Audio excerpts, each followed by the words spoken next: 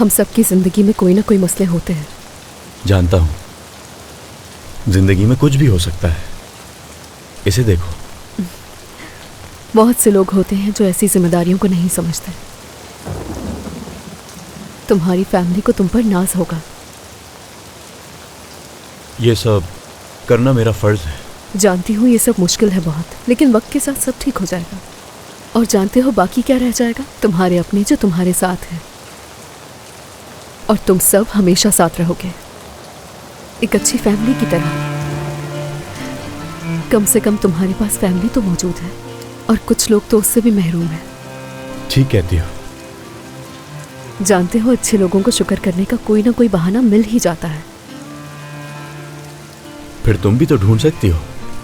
वैसे मेरे पास भी कुछ है शुक्र करने के लिए। मिसाल के तौर पर? जैसे तुम, यानी तुम, आलिया और इबाद, तुम सब।